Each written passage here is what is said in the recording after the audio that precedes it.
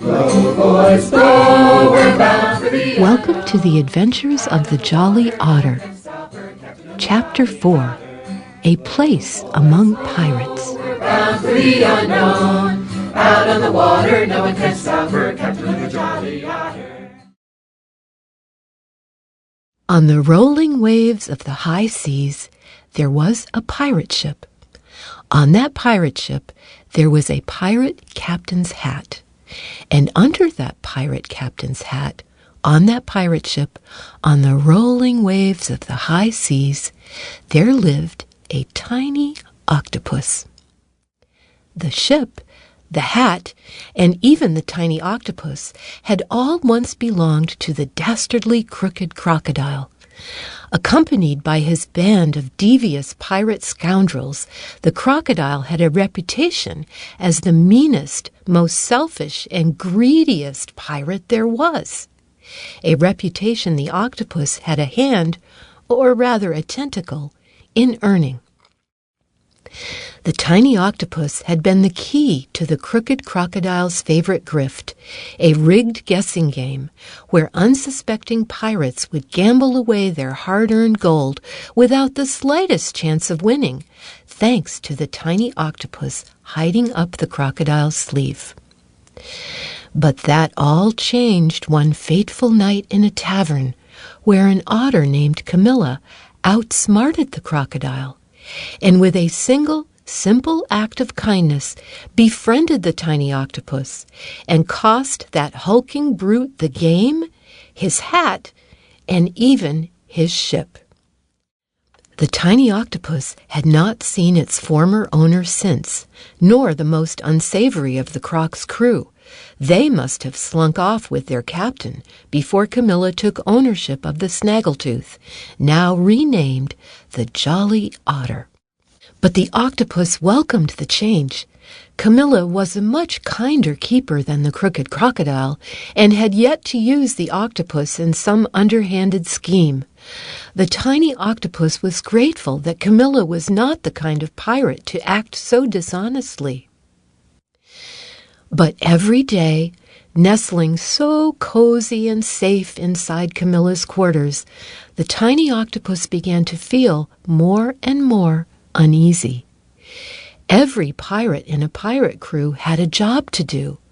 Smokey the cannoneer maintained the ship's defense. Monty the cartographer was in charge of the maps. Two Rats the cooks made sure the crew was fed.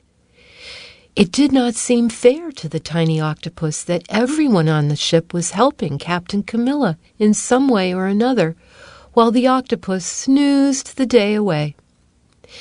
And so, one morning, before Camilla woke up, the tiny octopus slipped out of bed nice and early to repay the captain's kindness and become a real part of the crew.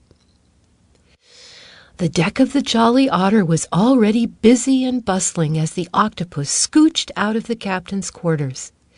The octopus noticed that the crew of red squirrels that once worked for the crooked crocodile were different since Camilla took over.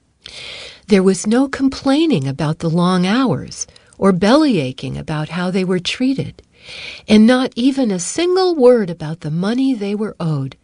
This was most surprising to the tiny octopus, as there were constant grumbles about gold while the croc was in charge. But even though Camilla had not yet paid them as she'd promised, the squirrels were in good spirits and even sang a shanty while they swabbed the deck, set the sails, and tied off ropes. Cape Cod squirrels ain't got no combs. All the way, all the way. Oh, they comb their tails with the codfish bones, and we're bound away for Australia. And it's heaver up, me bully boys. All the way, And it's heaver up, and don't you make a noise, and we're bound away for Australia. On the Cape Cod kids ain't got no sleds. All the way,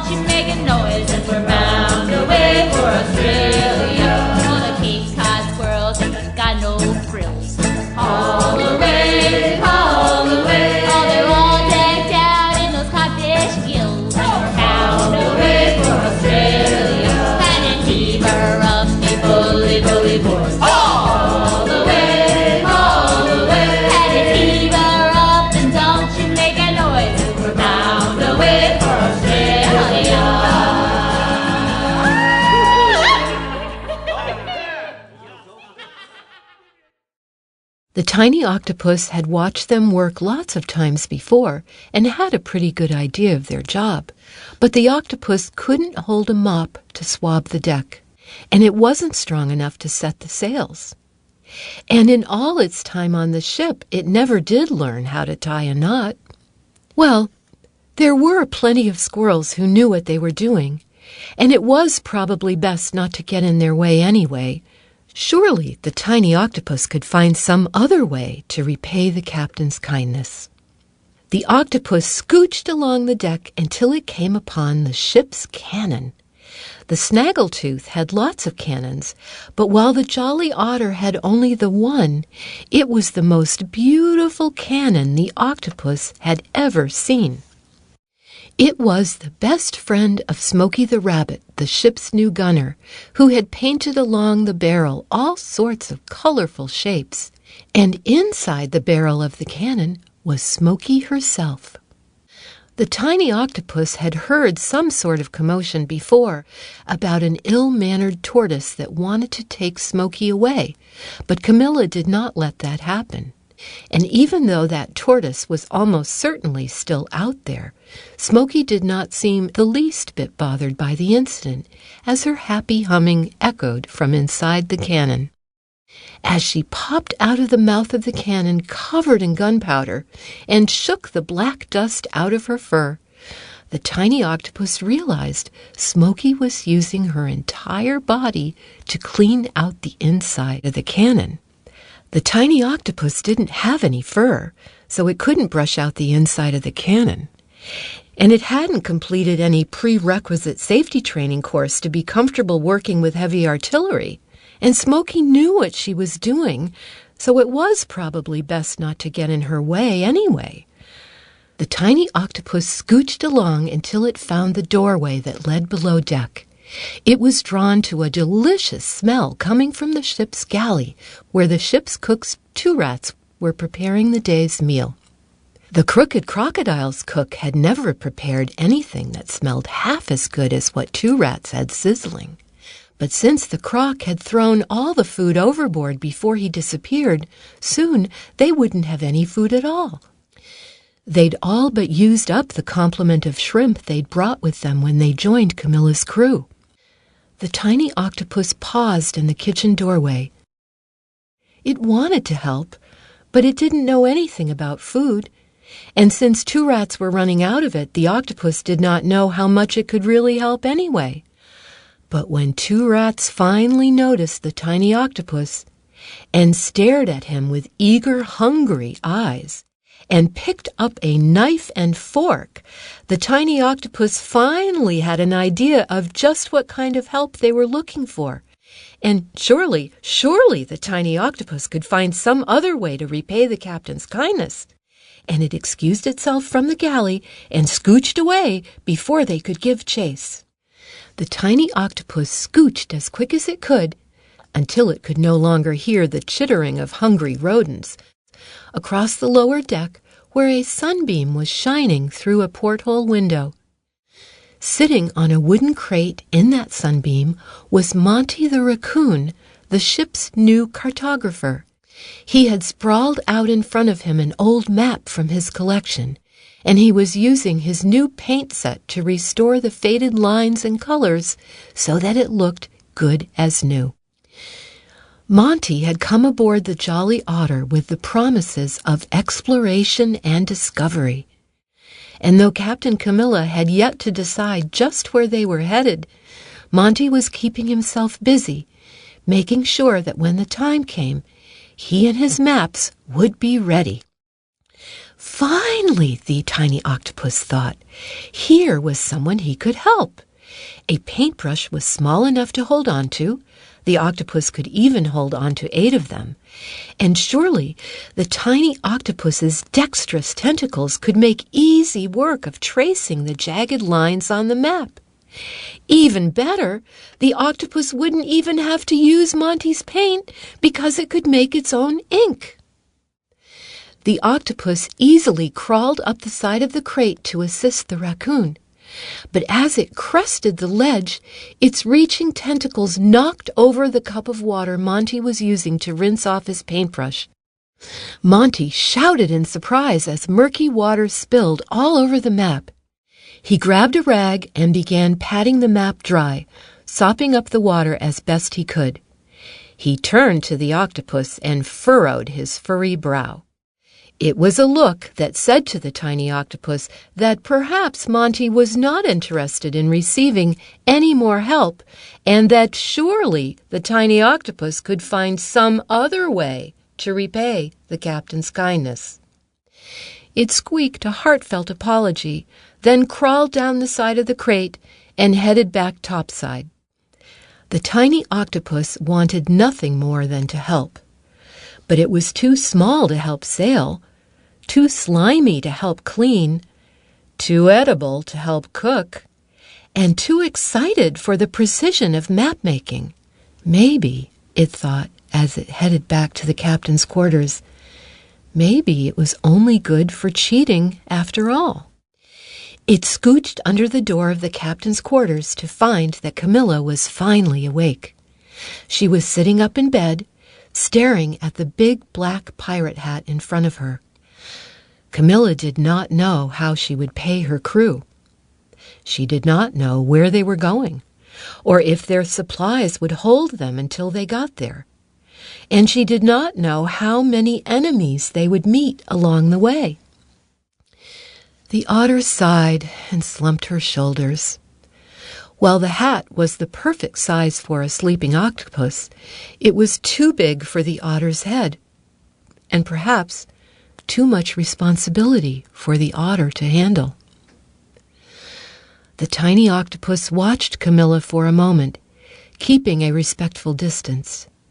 But eventually, it climbed up onto the bed next to her and placed a tiny tentacle on the otter's paw. Camilla looked down and smiled at the octopus. Then Camilla jumped out of bed, put on that pirate hat, and marched towards the door to greet the day and her crew with fresh determination.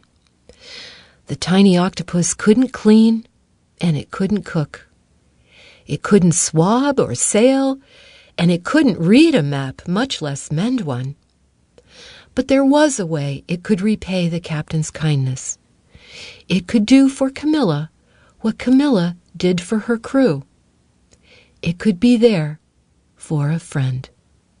Blow, boys, blow, we're bound to the unknown. Out on the water, no one can stop her, Captain of the Jolly Otter. Thank you for listening to The Adventures of the Jolly Otter, written and directed by Ben McLaughlin, narrated by Susan Lee McLaughlin, created and artwork by Amanda Bunce, with special thanks to Kate Bunce, Jill Kiter, and Corey Bunce. A Keo production.